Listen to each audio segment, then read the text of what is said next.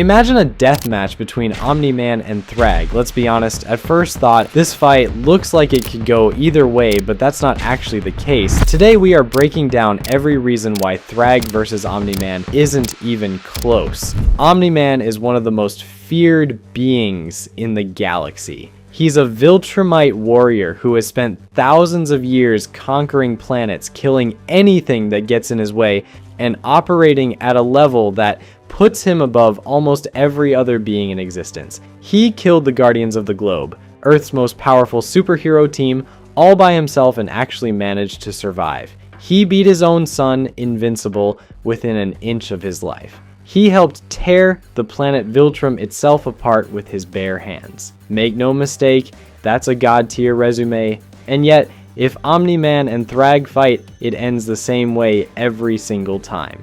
Thragg wins, no question about it. That might sound like a bold claim. So, back it up by breaking down both fighters, category by category, like strength, speed, durability, healing, experience, and mindset. It's combined that will show us what a fight between them would actually look like, and why the gap is bigger than most people think. Let's get into it. Before we dig into the numbers, let's establish who we're actually talking about. Omni-Man, Earth name Nolan Grayson, birth name Nowell On, is a Viltrumite warrior who was sent to Earth to prepare it for conquest. He spent years posing as a superhero, started a family, and eventually turned on his mission after his bond with his son proved stronger than his loyalty to the Empire. His background: thousands of years of warfare, a track record of conquering planets, and a bloodline that places him at the top of Viltrumite society. He is the son of Emperor Argyle, the former ruler of the Viltrum Empire. That's not a detail people always remember, but it matters. Thragg is the Grand Regent of the Viltrum Empire. He was born during the Argyle era and trained from birth,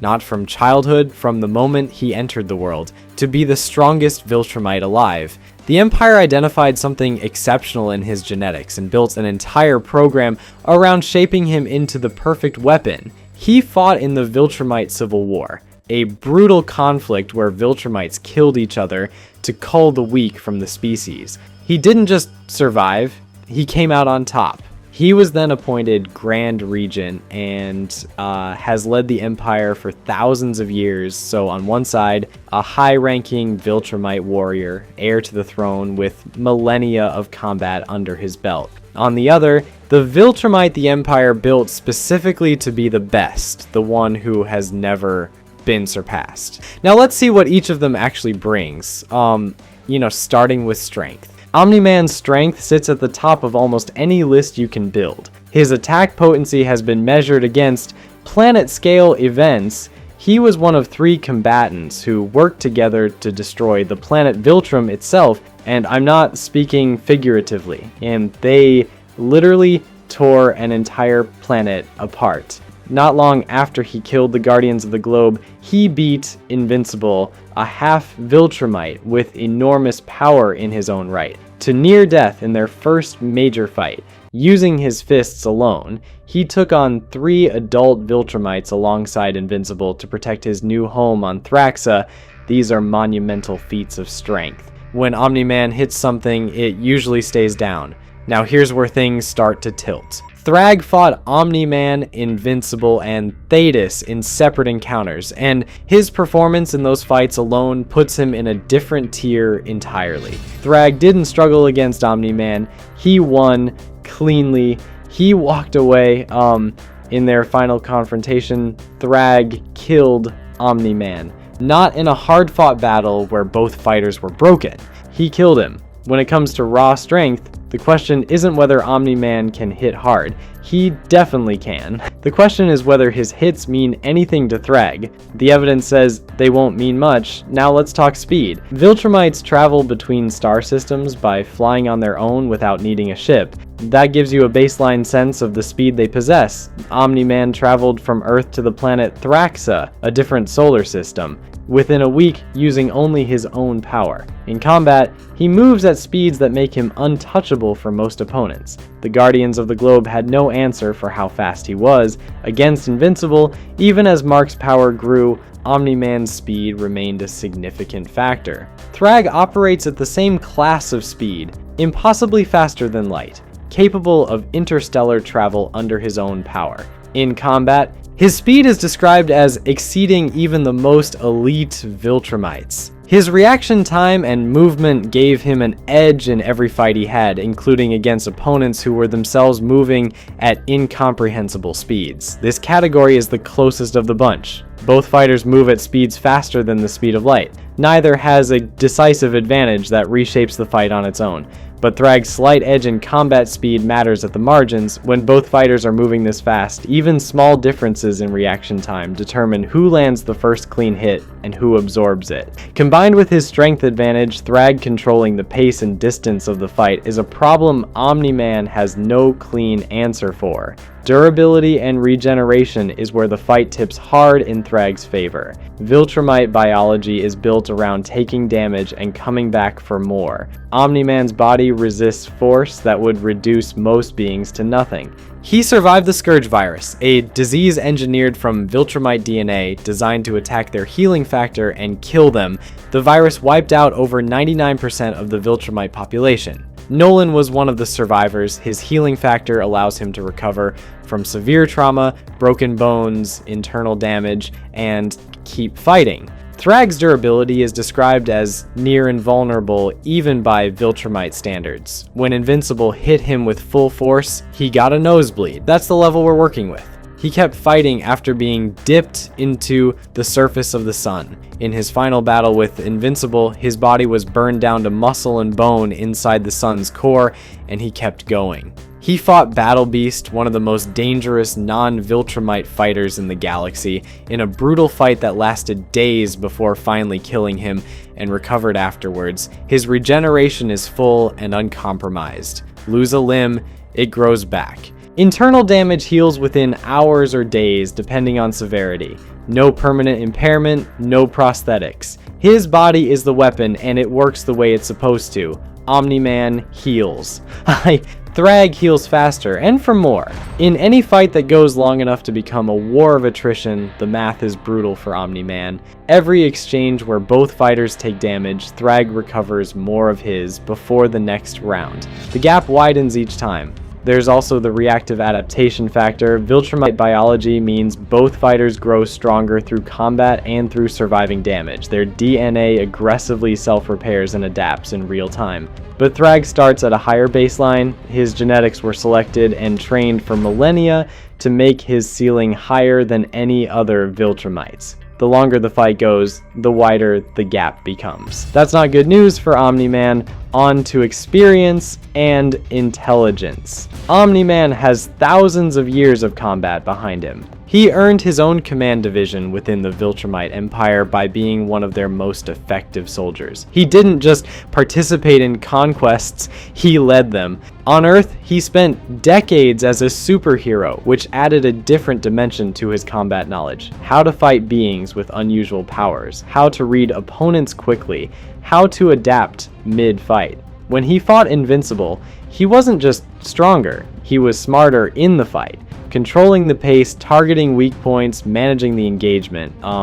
Thragg's experience spans millennia. He fought in the Viltrumite Civil War and came out as the dominant. He's led the Viltrum Empire through its entire modern era, which means he's not just a fighter, he's a strategist who understands combat at a macro and micro level simultaneously. He defeated Battle Beast in a fight that lasted days, not hours, days, and he won. He has fought and beaten every elite fighter the Invincible universe has produced. The more important point is what his experience covers. Omni-man is a great fighter by any standard, but he's fighting a man who has seen every Viltrumite technique in existence, trained against all of them, and beaten the best practitioners of all of them. Thragg isn't encountering anything from Omni-man that he hasn't seen and planned for. Omni-man, by contrast, is fighting someone whose full capability is difficult to prepare for, because nobody beats Thragg to study the footage. Now, let's talk psychology. Omni-man's mindset is complicated in ways that matter in this fight specifically.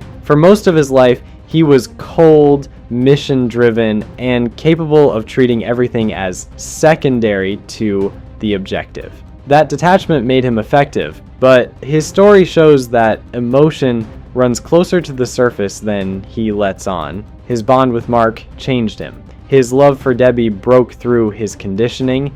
In a fight against Thragg, that emotional dimension is a liability. Thragg is the one who deposed him, who threatened everything he cared about, who killed him in the end. That kind of personal stakes can make a fighter reckless, swinging harder than they should, committing to attacks they can't recover from, making decisions based on anger rather than tactics. Thragg has no emotional weak points worth targeting. He doesn't fight people he loves. He doesn't have attachments that can be weaponized against him.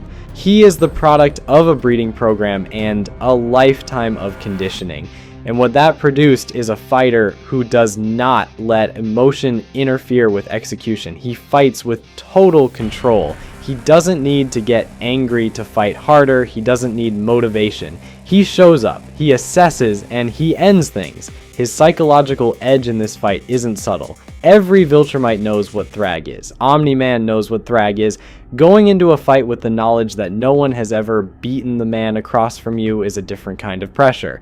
One that sits in the back of your mind whether you want it to or not. If Omni-man tries to get in Thragg's head, it doesn't land. Thragg's confidence is grounded in reality. He knows he's the strongest. Telling him that doesn't make him reckless. It confirms what he already knows. We've gone through every category. Now let's put it together and walk through how this fight actually plays out. Omni-man doesn't wait. That's not how he operates. He comes in fast and hard because he knows the longer this goes at full pace, the clearer the gap becomes. He needs to land something early, something that stacks damage before Thragg can settle into a rhythm. His opening is aggressive, fast strikes from multiple angles, using his speed to make it hard for Thragg to simply tank everything in sequence. And here's the thing, the opening exchange looks competitive. That's the trap. Omni-man lands clean shots. Thragg absorbs them, and not completely unaffected. Omni-man is strong enough to make Thragg feel it, but not hurt in any way that changes what Thragg does next. Meanwhile, Thragg is reading him. Every combination Omni-man throws tells Thragg something about his tendencies, his preferred angles, how he reacts when an attack doesn't land where he expected. The first 30 seconds of this fight look like a real contest. They're not. After Omni-man's opening, Thragg starts dictating terms. This is the moment where the gap becomes visible. Thragg's counter-strikes land differently than Omni-man's. We've seen what a Thragg hit looks like. It eviscerated Omni-man in their actual comic encounter. It dismembered Oliver. It left Invincible unconscious. Against a full-power Omni-man, the damage looks different. Nolan can take more. But the physics of the situation haven't changed. Thragg hits harder, his shots accumulate faster than Omni-man can recover from them. Omni-man is used to being the strongest person in any fight. Against Thragg, for the first time in a long time, that's not true. And that adjustment takes a moment.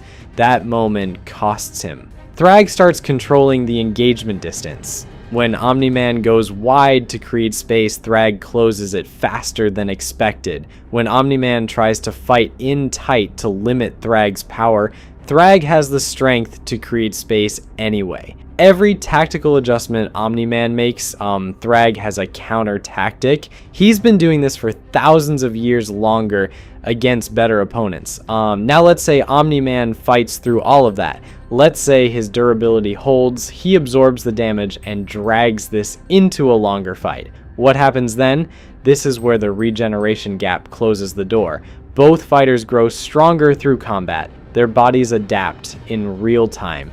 In theory, a long fight could close the gap between them as both fighters get pushed to their limits. In practice, it works the opposite way. Thragg's baseline is higher. His rate of adaptation, tied to his elite genetics and superior healing, is faster. Every round of mutual damage benefits Thragg more than it benefits Omni-man, because Thragg comes out of each exchange having recovered more than he lost. The math compounds. By the midpoint of a long fight, Thragg isn't just ahead by his starting margin, he's further ahead than he was at the start. Omni-man does not get a better deal by dragging this out, he gets a worse one. At some point in this fight, Omni-man is in trouble and he knows it. What does he do? He fights harder. That's who Omni-man is. He doesn't fold. He doesn't quit. He's too proud and he has too much to fight for. His legacy, his family's safety, the knowledge of what happens if Thragg wins. He starts swinging bigger taking more risks, eating shots to land shots. Yup, against most opponents, that's what turns the tide. Against Thragg, it's a problem. Bigger swings from an angrier fighter are easier to read. Thragg has been fighting beings at this level for millennia. A more committed, more emotional Omni-man is a more predictable one. Every haymaker Omni-man winds up for, Thragg sees coming. And the shots Omni-man eats to make those swings land, Thragg's version does more damage. The pride that kept Omni-man going through thousands of years of warfare is the same quality that makes him fight past the point where changing approach would be the right call. And at Thragg's level, fighting past that point doesn't buy you a comeback. It just accelerates the ending. The comics showed us exactly how this ends in actual canon. Thragg killed Omni-man, it happened. In a simulated matchup where both fighters come in fresh, Omni-man lasts longer than he did in his canon encounters with Thragg. A true one-on-one puts Omni-man at his best. He lands real shots, he bloodies Thragg, he puts up the kind of fight that would end anyone else, and then Thragg ends it anyway. He doesn't need to be undamaged to win. He doesn't need to be at 100%, he just needs to outlast Omni-man, and his body is built to do exactly that. The fight closes when Thragg stops managing the engagement and starts pressing for the finish. At that point, Omni-man has no answer. He dies, Thragg wins. Now, let's address the arguments people make for Omni-man because some of them are worth taking seriously. Omni-man helped destroy the planet Viltrum. Doesn't that put him close to Thragg's level? This is the strongest argument, and it still doesn't close the gap. Destroying Viltrum was a 3-person effort. Omni-man, Invincible, and Thetis worked together to destabilize the planet's core. It's a tremendous feat, but it's a collective one. It tells us Omni-man operates at an incredible level, but it doesn't tell us he matches Thragg on his own. The actual direct evidence, Thragg versus Omni-man, head-to-head, shows Thragg winning. I think we'll use the direct evidence second. Omni-man has more to fight for emotionally. Doesn't that give him the edge? Unfortunately, no matter how strong it is, motivation isn't a substitute for physical capacity, and in a matchup where the physical gap is this clear, fighting harder doesn't change the outcome. It changes how long Omni-man lasts, not whether he wins, and fighting with high emotional stakes makes you less precise, not more. Against Thragg, precision is the only path to landing any meaningful damage. An emotionally blinded Omni-man is a gift to a fighter who reads patterns and exploits them. Third, we don't have a clean one-on-one fight between them on the page. Isn't this all speculation? Partially, yes. A clean one-on-one with both fighters at full power hasn't been shown start to finish. But we're not working from nothing. We have their actual encounters in the comics. We have Thragg simultaneously handling Omni-man and Invincible. We have Thragg killing Omni-man in their final confrontation. We have every power comparison between them pointing the same direction. This is speculation built on solid evidence, which is more compelling than just guessing. Fourth, what if the Scourge virus affected Thragg more than we know? The Scourge virus is a real wild card. It nearly wiped out the entire Viltrumite population. Both Thragg and Omni-man survived it, but Thragg's superior genetics, the same genetics that made him the strongest Viltrumite, give him the best immune system among his people. There's no evidence the virus permanently compromised Thragg the way it compromised Conquest. His healing ability, as shown in his post-virus appearances, functions at full capacity. Omni-man's appear similarly intact. So this one is pretty much a wash, but it still doesn't change the outcome. So where did we land? Omni-man is genuinely one of the most dangerous beings in the Invincible universe. He's not a pushover, he's not someone who gets used to prove a point about a more impressive character. He's the man who killed the Guardians of the Globe. He's the man who helped tear apart a planet. He's the man who, over thousands of years of warfare, built a reputation that puts him above almost every other fighter in existence. Almost every other fighter. Thragg is the exception. He was built to be the exception. Bred for it. Trained for it from the moment of his birth. He led the most powerful empire in the galaxy for millennia, and he did it by being the strongest, fastest, most durable, most experienced, and most complete fighter his species has ever produced. Every advantage Omni-man has, Thragg has it, and then some. Every technique Omni-man brings to the fight, Thragg has seen it, countered it, and refined that counter across a timeline that dwarfs Omni-man's experience. Every round of damage in a prolonged fight closes in Thragg's favor, and the actual recorded outcomes in the comics, Thragg defeating Omni-man, make it perfectly clear. They're the logical result of the power gap we've been breaking down from the jump. Thragg wins this 10 times out of 10. That doesn't diminish what Omni-man is, it just tells you what Thragg is. There's a reason no Viltrumite, even over thousands of years of a culture built entirely around strength and dominance, ever truly dethroned him. Omni-man is the best of his generation, Thragg is the best there's ever been. That's the difference. If you want to keep the debate going, drop your thoughts in the comments. Who do you think could actually give Thragg a fight worth watching? And if you want to see how Invincible's power stacks up against Omni-man now that he's fully grown into his abilities, that video is on screen right now.